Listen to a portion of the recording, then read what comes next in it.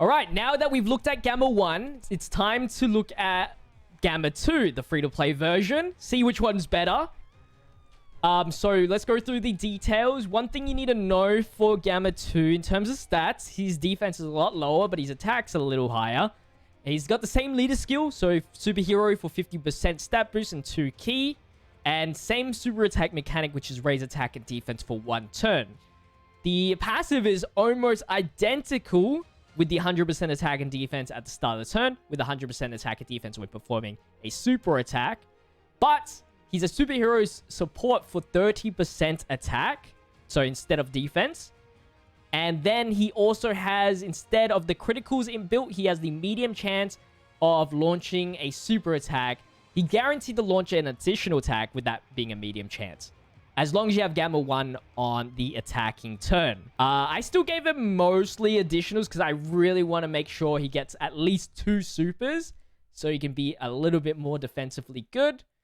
I don't know how much of a difference that 30% defense support is going to be, but we'll find out. And see how much extra that 30% attack support provides. So this is the team. We are running a better leader skill. 130% is only a 10%, but it's not the biggest difference. And then we still have that 200% leader skill, but this time around being Gamma 1. So we'll be linking them up with Gamma 2, of course. Let's jump into the Yamcha Dokkan events and see how they perform. Finally, getting him in the first slot. So thankfully, we have them at the beginning. Defense stat is 83,000, so a little bit less than Gamma 1. Which is obvious because he provided defense on the support. That's the difference. And of course, the lower defense stat. We still have the special post support as well. So not much has changed. I guess Gamma 1 technically is a defense support. But I think the biggest difference is definitely that defensive stat is why Gamma 2 is a little bit lower here, but I think he peaks better if he does do that triple super attack. So let's start things off here. We'll just put him in the first slot.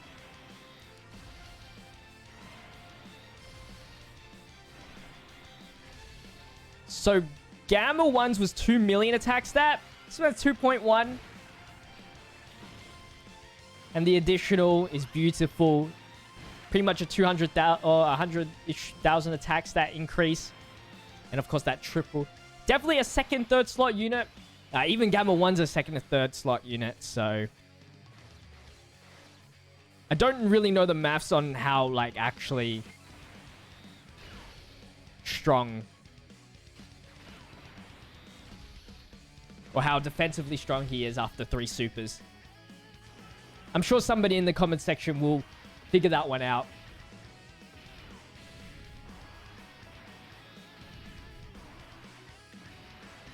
Holy! Guess we're just gonna destroy Yamcha here.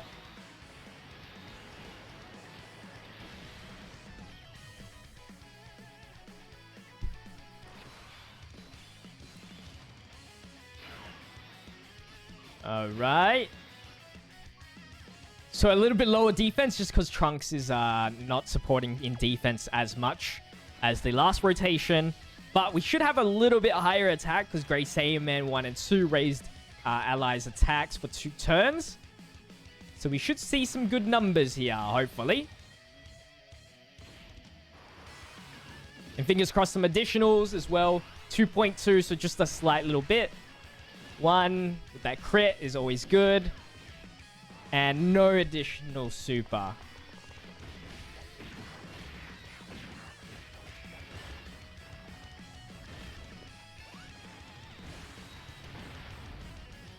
And now we're on to the last phase of Yamcha. That was really quick.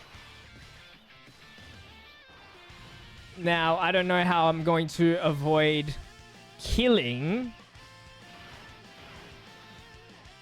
Unless I do this. Hopefully we don't kill. I want one more turn. One more turn. For my boy Gamma 2.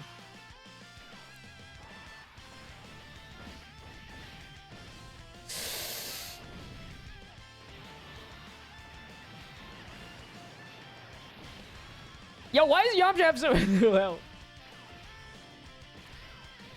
Nah, this doesn't kill. It's not a crit. It's not a crit. It's not a crit. No! You're not even an extreme unit. You shouldn't be additional. Woo! Woo! Alright. Let's go. So, the only missing link that we don't have here is the Innocence, which I couldn't really build a team around getting that Innocence link. But it's okay. We get one more super in. This is actually not bad of a rotation because we actually get like a full 30% support.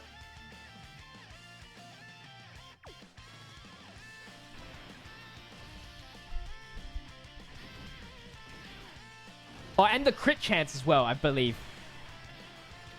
But we didn't get it, so... Unlucky. But there you go. That is a quick showcase on the Gamma 2.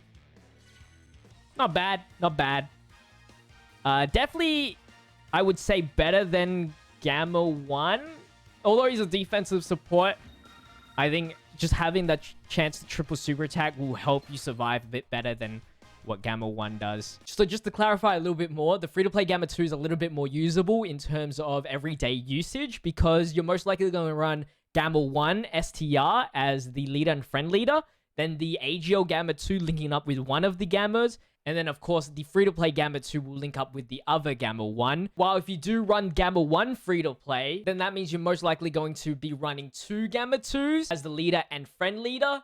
And because the Gamma 1 is not a first slot unit, it's a lot harder to run a rotation of the free-to-play Gamma 1 as well as the pay-to-play Gamma 2, if that makes sense. Of course, there's ways around it, which is obviously through the leader skill, you use a different whole rotation, and then you have like the Gamma, one of the pay-to-play Gammas floating out, or one of the free-to-play Gammas floating out, but then gets a little bit awkward in terms of linking the free-to-play Gamma or the pay-to-play Gamma since they only link with each other. So that's the big issue. So if you guys did enjoy today's video, make sure to leave a like, comment, and subscribe to the channel with the notification bell on so you don't miss out on the daily content. Check out my social medias linked in the description. With that said, I'll see you guys in the next one. Stay healthy, stay safe, stay fizzy. Peace out.